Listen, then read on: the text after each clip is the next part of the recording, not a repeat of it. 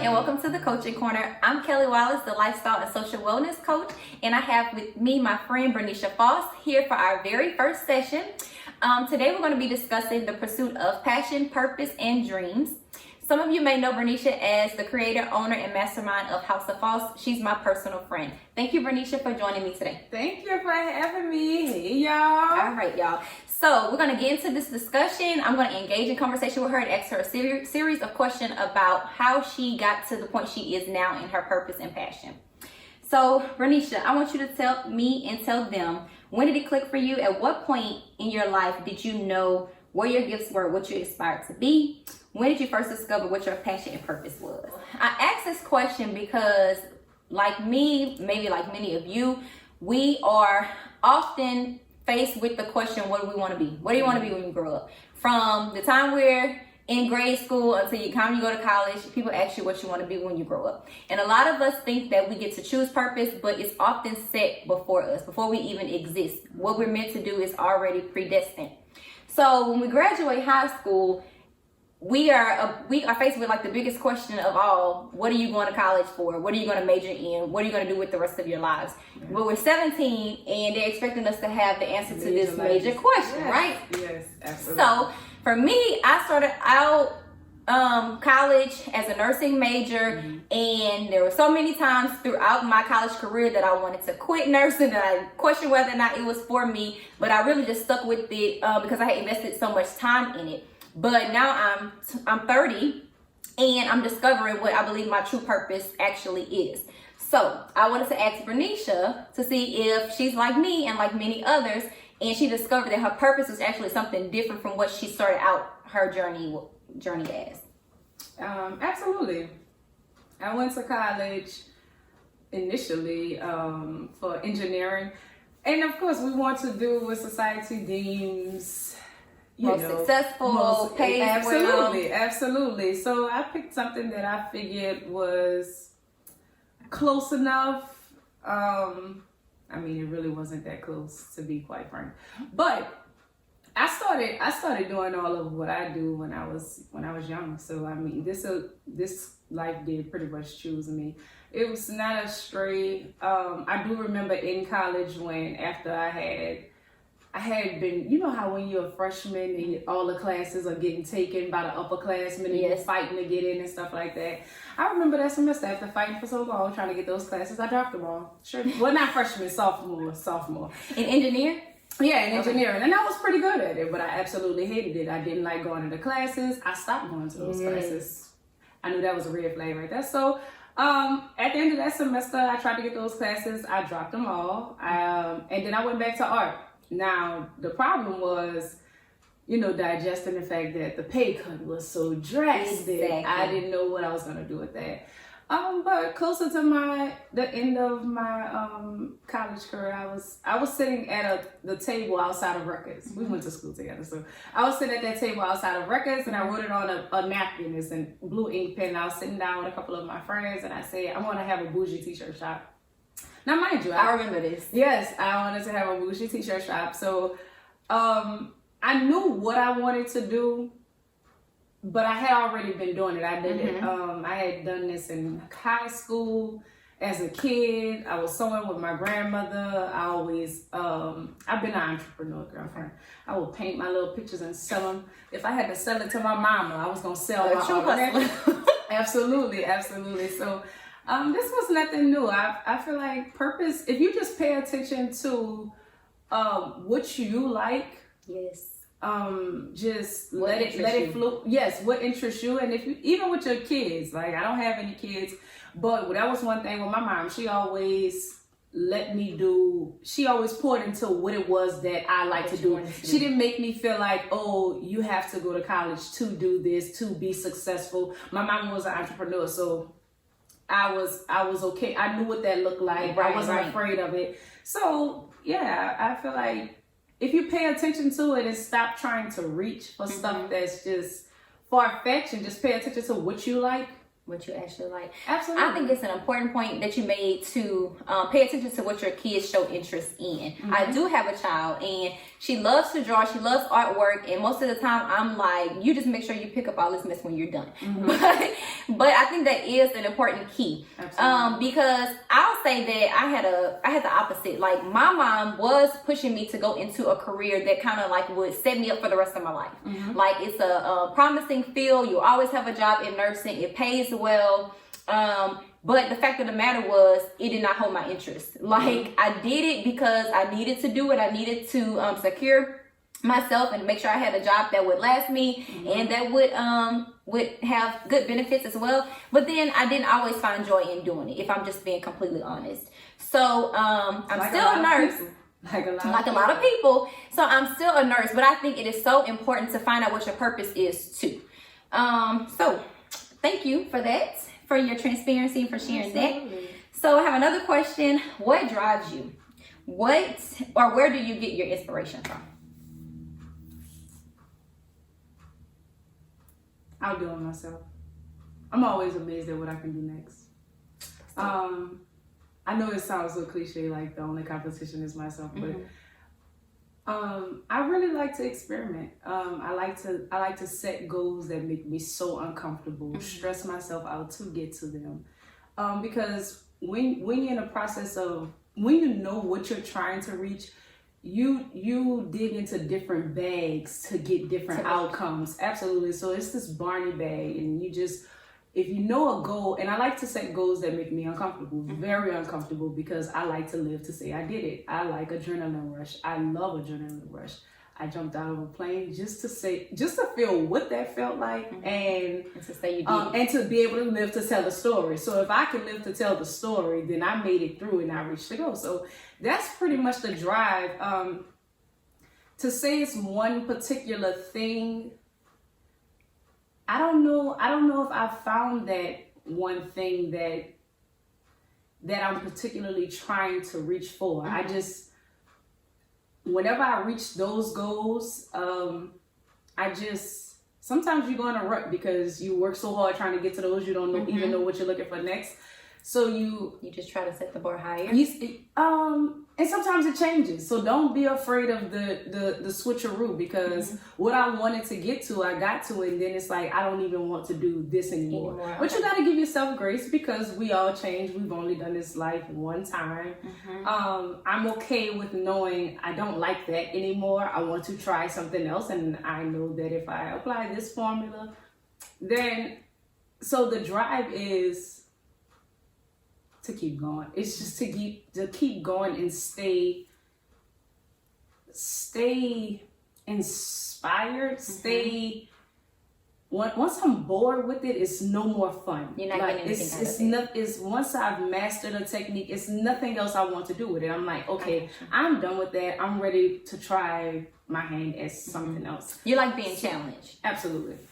And what's funny is, me and Bernicia we're friends, but we're kind of different in that area. Like, I'm the complete opposite. I don't like to be challenged. So what I'm doing now is a challenge for me. It's something totally different from anything I've ever done. I think I explained that like last week. I'm doing things that are out of my comfort zone. Like, I feel like God has placed me outside of my comfort zone, and I'm beginning to get comfortable with it. Like, I'm liking it a little bit. I'm liking to challenge myself. I'm liking to try new things, even though I don't know how it's gonna work out or whatever. There's some kind of, I don't know, like adrenaline rush that comes with it or whatever. So this is totally new for me.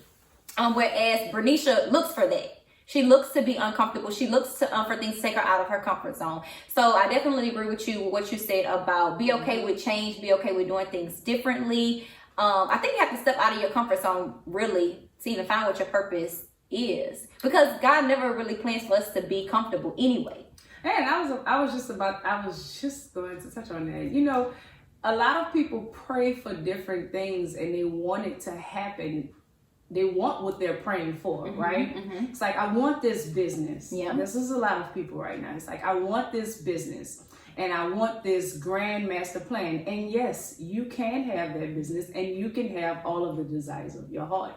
But are you willing to go through what it's going to take to get it? A lot of people aren't aren't ready to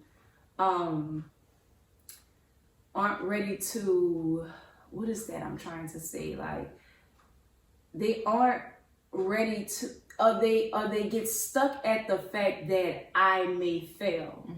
That they get stuck in that, like, if I try to reach this goal, I can possibly fail, and if I fail, it's the end of the world. Right. The only reason you'd fail is if you try something very new that you haven't tried before, that you just asked God for. Let's get that clear. You never tried it before, so you're not going to get it right the first time. So if you could get that part out your mind, yes, you're going. When you first started trying to walk, what did you do? You failed. Exactly. Your parents didn't scream like, "Oh my God, he's falling." No, they just pick you up. Come on, you all right? Hello.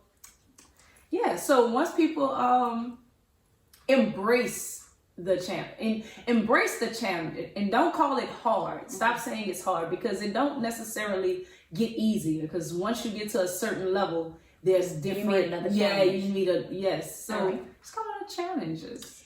Well, since you're talking about challenges, I want to ask, what has been your biggest or your greatest challenge in the pursuit of your dreams and your passion? Letting go. Letting go is Expound on that for me. letting go is the biggest challenge, because you have to allow people in order to excel. And that for me is hard, because I've nurtured this, I've cared for it, I've lost sleep to it. And to know that if I put this in someone's hands and they don't care enough about it, and they drop it so carelessly, that's a tough pill to swallow. So it took me a very long time. It actually took me to plateau, to know that I've plateaued, and be okay, and get to a point, because I knew a long time ago that I was at this plateau. It's like the plateau is like, it's no way in the world that I'd be able to meet the demand that's being asked of me, Right. as a single person. So it's letting people in. It's like, again, it's that if they don't care about my kid like I do, then what will happen to my kid? Exactly. So that's the biggest challenge, building the team. Now, I wanted a team and I wanted to let people in, but you never really know people's intentions. And again, if they don't care about my kid like I do, what will happen to it? Right. And that's like losing control of how this narrative goes. But you can hold on too long, and then it's like, well, I could hold on to it like this and crash it into the ground. It can be too much for one person. Right. Yeah. So Okay. that's the biggest challenge. the biggest, I would say my biggest challenge so far right now at this point. So I sometimes experience writer's block or a creative block. Like I get to this point, like when trying to create content or something like that, like social media posts and stuff like that, because I'm really just getting into that. I sometimes experience a block, and I'm like, I don't know what's next. And I usually just pray, like, God, keep filling me. Like every time I pour out, just keep filling me with something else. But when you experience a creative block, what do you usually do? Like, what helps you get your juices flowing again? I got a question for you real quick. So after you pray about it, what do you do? Typically, after I pray about it, I usually just get back to work or work on something else and come back to like the content, because I think that's the part that I get stuck on the most, on the content. But there are really times where I could be at work, I could be in the shower, I could be engaged in a conversation with somebody, and if something comes to me, I stop right in that moment to jot it down or make a note of it, because I don't want it to leave me.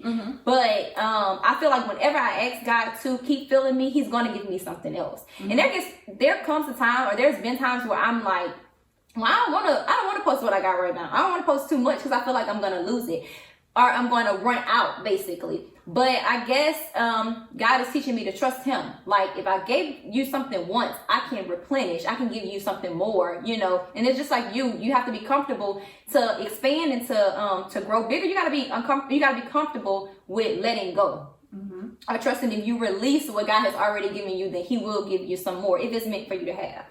So I usually pray about it, and then I try to refocus on something else, or shift my focus on something else, and eventually it'll come to me. And it may not be in that same moment or in that same day, but eventually it'll come back, whatever it is that I've asked him for, it'll come.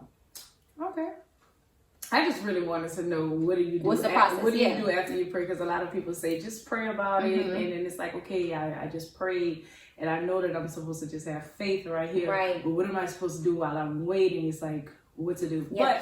But, well, let me pause you right there. So I'll pray, and like I said, it may not always come like right away. Just because I'm praying, I don't wait until it's time for me to make a post to pray either, right then or there. Because I don't know that he's gonna drop it to me right then and there. Like, if I'm looking at content, I'm like, I'm running a little low on content. I might need to get in my bag or whatever. Then I'm praying about it then, or to be honest, since the coaching corner and doing what I'm currently doing, it's always a part of my prayer now. I'm always incorporating it because I'm finding that it brings me joy, what I'm doing.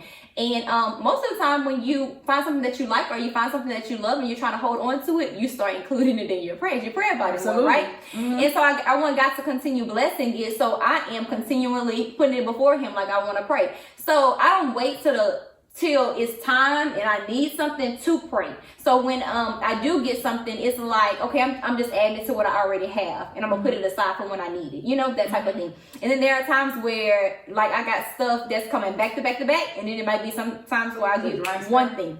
Yeah, exactly. So it is all depends. But I also just think, like I said, it's a way of God teaching you to trust him. Like, you let go of what I've already given you, and you just trust that you're gonna get what you need. Absolutely. So what was the question again? So whenever if you experience a creative block or a writer's block, or what do you do to get your juices flowing again? Your creative juices. Like, what you do in your lab when it's time to work? When I get into a creative, I've started trying to adopt different things that I had neglected. I would work sun up to sundown for 7 days, 7 days straight. I never took a time for myself. So then it started getting very redundant. I had to constantly think because I was always working for clients every day. So I never got a chance to turn it off. So by the time I get a break, quote unquote, I would be pretty much drained. So what I have done is, one day out the week is a day off. If you have to put that in your schedule. That is the day that I refill my cup. I cannot keep pouring. I've tried it. It's a crash and burn. It's a crash. And you can maintain for a while. I maintained for a few years, and I had different outlets. No, actually I didn't. And for 2 years, I just worked every day, sundown, a nap here and there. Before that, when I first started, I had different social outlets. I would go somewhere or something like that, and then I would come back to the drawing board. I'd go out and see, not that I was going to seek inspiration, but I wasn't literally in 4 walls for 24 hours out of the day. So now that I've moved back here, it gives me that space to have a social, like a work-life balance. And I'm really trying to learn that. So I think that is very important for that block. If you stay in that space for too long, it runs dry. For it to come. Yes, you need a space where you can refill your cup. So that's what I take that day and not feel. It took a long time to get to a point of not feeling guilty for taking that day, because it's like I'm stealing time. I have stuff to do. I have everything else to take care of. And yeah, of course, I was last on the list. And if I go down, what happens to the business? The whole thing goes down. So I take that day, and I've just implemented one day out of the weekend. Now, I'm not willing to give the whole weekend. I have one day off, and then one day out of the weekend to have a social day. Just, I'm probably still going to go to work that day too, but I'll have like today, Friday, this is my social day. I don't have to worry about it. Saturday or Sunday. This is work. Well, you social too, though. Social too, because I don't really interact with people while I'm working. So that's I just try different things. I try to get out experience things that I've never tried. I believe in trying anything once, at least. If I don't like it, I don't ever have to do it again. Right. And you take care of you. That's what it sounds like. I'm getting to that point. I'm getting to that point. It took a long time to get to that point without feeling guilty. So, but I find that it does aid in my rejuvenation, like refill of the cup, able to like, I can go back into the lab and now it's like, I got it. Boom. Because it's unclogged now. It's not just, you were able to I got this to do, I got this to do, I got this to do, this. Your mind is just going a mile a minute. You have to have that space where you can decompress and not feel guilty about it. So don't forget to include that day of whatever you want to do. Yeah, I don't do nothing. If I don't want to do nothing, if I want to go get ice cream, if I want to go work out, if I want to go, I don't talk about work. In fact, if somebody texts me on that specific day, I say no, I don't even respond, whether they know it's my off day or not. If it's about work, if they just hit me up just to talk, okay. Boundaries. But I mean, and then I hit them back the next day if I remember. Forgive me if I don't. But I don't feel guilty about it at all. I don't feel like I owe any. Not saying it like to be rude, but that day, that specific day, I don't want to talk today. I'm sorry if that doesn't, you know.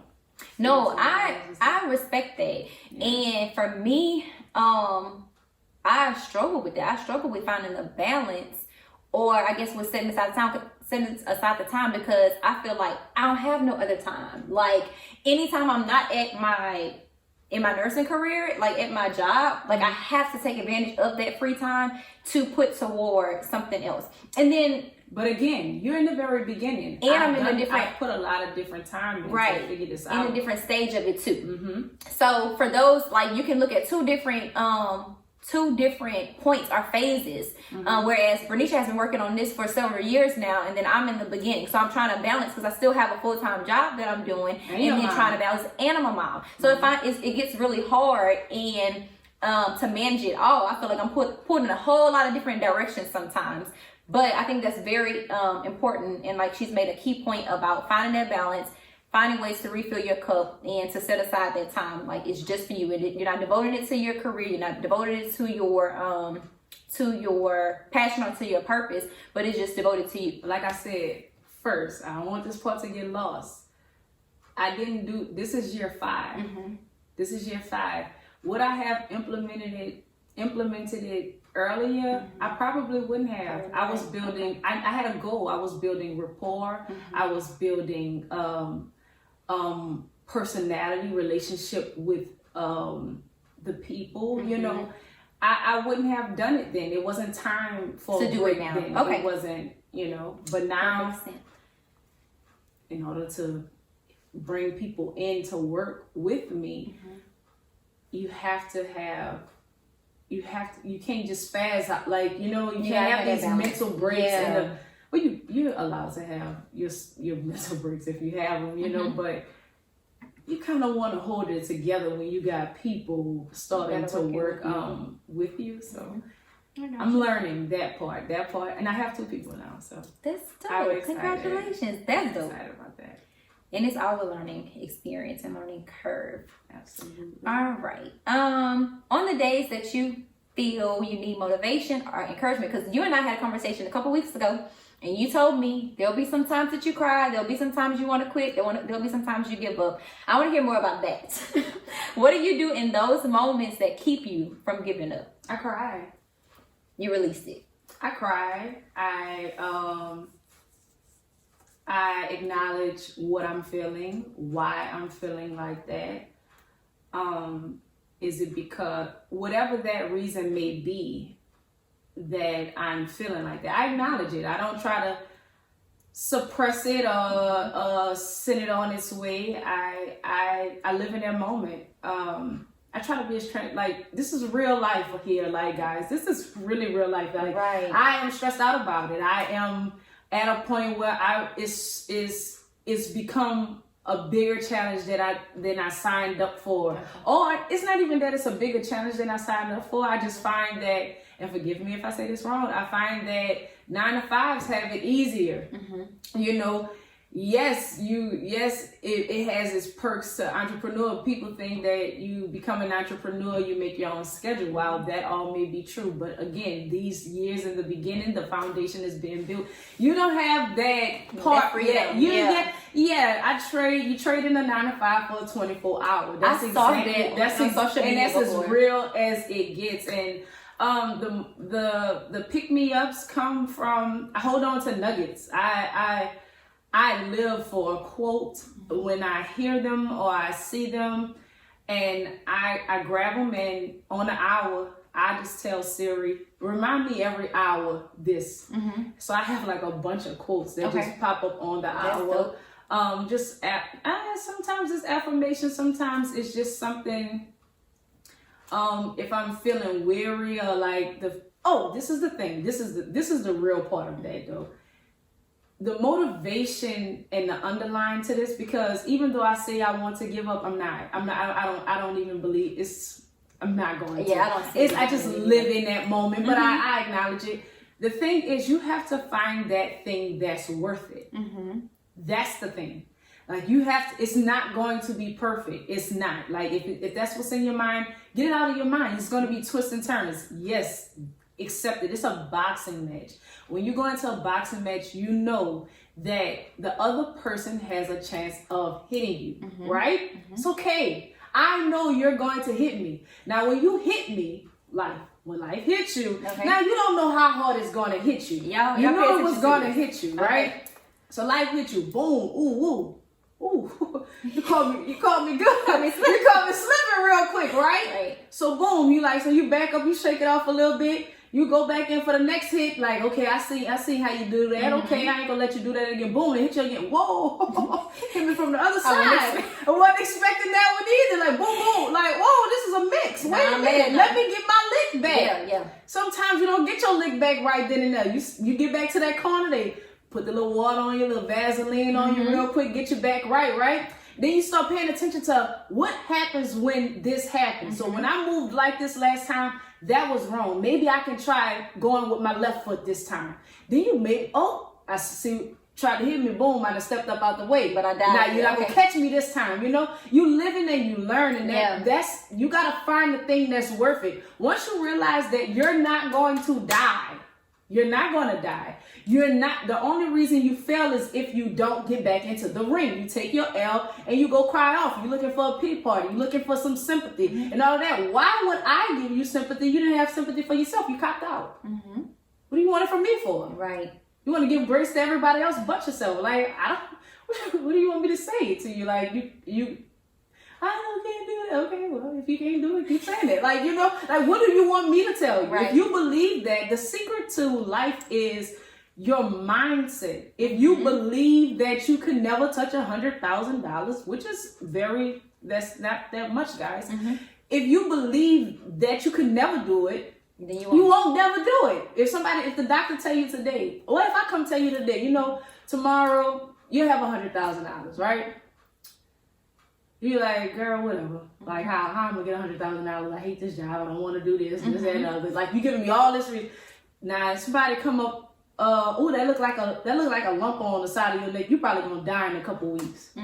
Now you running to the doctor. Like, you received that. Exactly. The negative stuff is like, it's all on what you believe. It's definitely mindset. It's definitely mindset. So that's a motivation. Find that thing that is. Yes, because you're gonna cry. It's going to be challenging. Don't use the word hard. It doesn't necessarily get easier.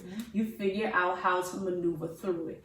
It's still challenging. There's different challenges at different levels. You might have mastered this part, but the next part is gonna be more challenging. Like, dang, caught me slipping again. Okay. You know, so that's how I feel about that. I like it. All right. For someone that's watching this that doesn't know you or what you do, what would you want them to know?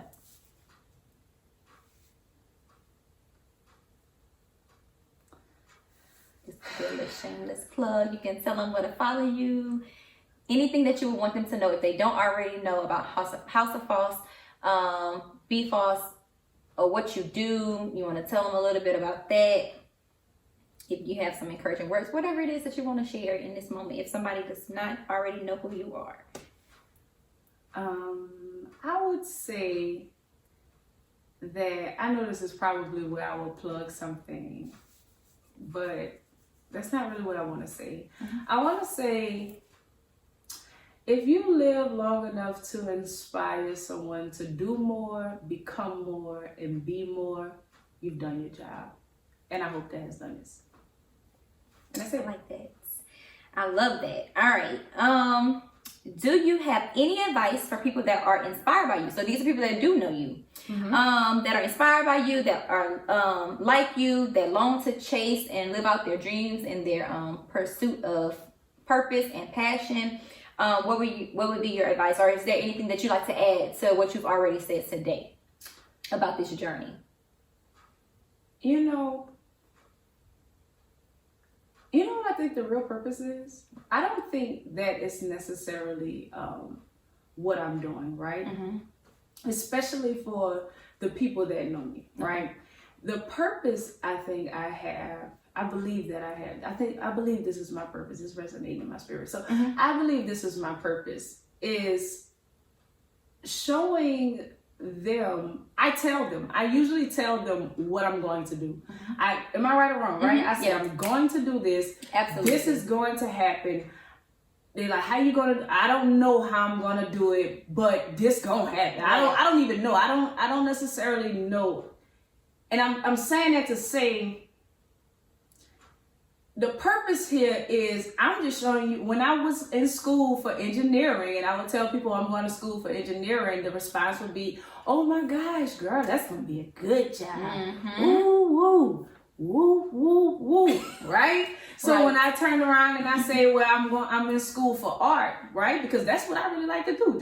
I'm good at this. I just needed another skill set. And to pair with you. Exactly. Right. So that's what I changed it to. When I would start saying that, it's like, I'm going to school for art, graphic design. What you gonna do with that? The response is different. It's a dumb down, you know. And again, I always tell people, the giraffe sees what the turtle doesn't, right? I don't care that you can't see the vision. In fact, I'm almost happy that you can't. Because if you can't really see the vision, then I'm probably doing something absolutely correct. Yes. And when I do this and I make it come forth, you know what the people say now? Oh my gosh, you're such an inspiration. What was that energy back when you was asking me what I was going to do with it? Exactly. They don't have the same energy until they're able to see it. But I don't want you to allow that to discourage you. Everybody will not see it. I don't have a blueprint for this. I'm just going. I don't say that I'm a graphic designer. I don't say that I do clothes. In fact, I don't even tell people what I do, because, to be quite frank, I don't know. It could be anything. Yes, right. Whatever I wake up and feel like I want to, I do projects. And then I monetize it. That's exactly what I do.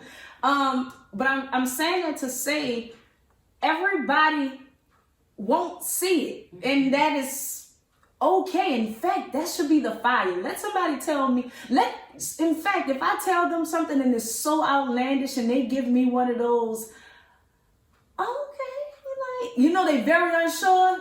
That's gun blazing. Now you've given all the gasoline that I need to set this thing on fire. I'm gonna show you. Now I got a reason to show you exactly how this is going to work. Exactly. So allow it to be of inspiration. Yes, that's. I love that. And let me just say, Benicias' energy is the kind of energy, like, it's contagious. Like, you need to grab a hold to it. I'm trying to soak it all up. Cause I've been the opposite. I've been the person that's been hesitant. I've been the person that's been afraid to try new things, or scared, or like, what if it doesn't work? Now I tell myself all the time, I don't care if they don't see it. Just like you, just like you're saying it. I don't care if they don't believe in it. There will be some that does, and you appreciate those people, and you express your gratitude for those people, and you keep going. And I didn't used to always have that mentality or that energy, but I guess it just takes you believing in something enough, and that's all it takes. Like, if you believe in it, you go with it. So how much do you believe that statement? I'm starting to believe it more because I've been a person that has lacked faith. Not for everybody else, You know what you but say? for me. You know what you say when you lack the faith? You say, Lord, I believe, but help thou my unbelief. My unbelief. I've actually been praying that. Just pull it out. Say it in a moment. Just and kill it and go back and try again. Okay. Just try again immediately. But I was just asking you that because it's great to have those people around. But this is another one. You asked what I wanted to tell people. You know, you have to learn how you have to, that faith that you're talking about, that belief that you're talking about, you really have to, believe it. I mean, when it get dark, you gotta still believe it. That, right? When you can't see it and how it don't even, like when you get to that point of, I don't know how it's gonna happen. When you don't see the evidence of, of how it's gonna come to life and you don't know, you still have to believe it. More times than not, when you crash and burn, it's not going to be somebody to pick you up off the floor. When you need the motivation to keep moving, everybody's going to get to a point where they think you have it all together. They're not going to call you and say, oh, you're doing a good job. But I have some people that will. But I'm saying that when you get uninspired and you're having your creative blocks and you feel like you want to, I don't want to call it whine, but whine about it. They may not have somebody that really cares that much about it, you know. Right. You have to be that for yourself too. You have to learn how to pat yourself on the back. Oh, I tell myself, I say, dang, B, you did a good job right there. If I'm unhappy with it, I critique it. I say this could have been better here, and here. And the next time I don't get down on myself about it, but the next time I improve it. Nobody's going to reprimand. You're going to get to a point. Nobody's going to reprimand you. You know, people are going to trust you for your craft. You have to have enough integrity within yourself to want to deliver. Yes, because nobody's going. I mean, you're going to just look at it like, oh, okay. And if it's bad, you know, they're going to be, you know. They're not going to mess with it, probably. Yeah, absolutely. But they may not say why. That's all. I wanted to add that. You have to believe. You got to believe it. And I like what you said, too. You got to believe it even when it's not, like when there isn't the positive evidence. Because it's easy to believe when you see these things manifested and you see things are going well. And this is another part, like for me, because I've been that way pretty much all my life. Like when I see the good things happening, of course that's a faith booster, but you got to get to your faith to the point where it's untouchable. Like it doesn't really matter if something doesn't quite work out the way you plan for it or you hope for it that time. You still keep your faith at the same level because you know there's got to be something around the corner. So that's why I rated mine at about a 70% because I'm still boosting it. I'm still getting my faith up to that point. All right, so I have just a couple more questions. All right. I've heard it said that if you do what you love, then you'll never work a day in your life.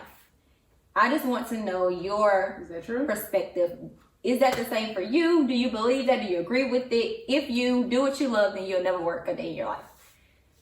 Until you monetize it. Why? Because then it becomes a job because it's more pressure to deliver something to people, when you're not in the space to. If I just create a bunch of stuff and then I put it out to buy, but I don't. My operation isn't like that. It's more custom based. So, when I get to break free, like on those days, I get to do whatever I want to. That's when it's not a job. Like now I enjoy going to it, but it does become a job when you got hard deadlines, when you got, that's when it becomes like, I hate, like, I just want to throw it all in the trash. I don't want to do this anymore because then it becomes a job. You feel work. You do feel, it feels like work. So as long as it's freedom in it, absolutely. But when those hard deadlines come, it does, but you're still grateful for it. Like, you're still happy to go to work. You still want, I don't think it's ever been to, well, no, absolutely, yes. We've been transported. It was a point, it was like 2 months, I didn't go back. I absolutely packed up everything and then I left. For real? Yes, maybe 3. But I never knew about that. I did. Because like I was telling you a couple weeks ago, you look like you got it all together. Like it told you looks that. like everything. That's why you have to be All able your to ducks pick in a yourself. row. That's why you have to be able to pick yourself up. Everybody looks at you like you told us this before. You made it happen, and you're good at it. You have a talent in it, and yes, all of that may be true. But they never turn back around and come get you. Like they never make sure they never see the same. Yeah. No, yeah, they never make sure you're all right. They just leave you, and then the pressure of the world is just kind of there. But to answer that question in particular, it has true. It's a 50-50 for me. It's like I love it until the pressure comes. If the pressure is not on, then I'm living in glory. Right. Oh, this is going. Especially if it's something new. But when it becomes repetitive over and over, like I want this, I saw you did this, I want that. I'm just like, oh my God. And then you have people that kind of are depending on you to deliver. Yeah. You know. And so that, like, just having people expect something from you and expect your everything that you produce and you deliver to be like either the same or better than before, that does put pressure there. Oh, it's not from them. That's the pressure. That part is the pressure for me, because it's like, even if they ask for something that I've done before, it's like, I gotta do this better. You want to I want to continuously like impress myself. Like I have to be impressed. But that's the pressure. The pressure could come from you, but I feel like that's a good pressure. But sometimes people tell me that I'm just too hard on myself. But I feel like if I'm not, there's nobody here to that's going to apply the pressure. Me. Right. Yes. I got you. I got you. Absolutely. All right. And our final question is, what's worth it for you? You said earlier, that you have to find that thing that's worth it. So you don't have to give like multiple things, maybe, or if you do, you can. But I just want to know, I don't even have this question documented, but I just want to know, what is it for you that is worth it?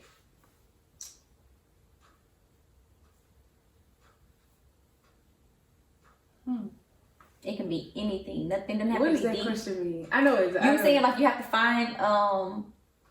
find what's worth it for you to keep going, like to keep you from giving up when you're ready to give up, or when you get knocked down, or you have those moments that you have to cry. Is usually something involved that is worth it, that keeps you coming back to. Oh, I was speaking particularly to that thing. Like what I do is, I love what I do. I get to work with my hands. I get to be creative. But I don't have to stick in one lane. If I want to do shirts today, I can. If I want to do stoves tomorrow, if I want to do paintings, if I want to build a building today, I want to paint houses. Today I want to do murals. Just the liberty to do. I get to do whatever I want in the realm. But I was saying that because some people, if I have no interest in cooking, but then I'm like, oh, the cooking industry is just going so hard. I'm a cook. I'm gonna start cooking. I don't like that. That is gonna burn me. Yes, soon as people order all of this stuff, it's gonna be short lived. Yeah, very. It's not worth it. No, I'm not getting stressed. I don't care if they get their food today or tomorrow. I don't care. It's gonna be very easy. Right. So that's why I was saying, find the thing that's worth it. It doesn't have to be. You don't gotta reach.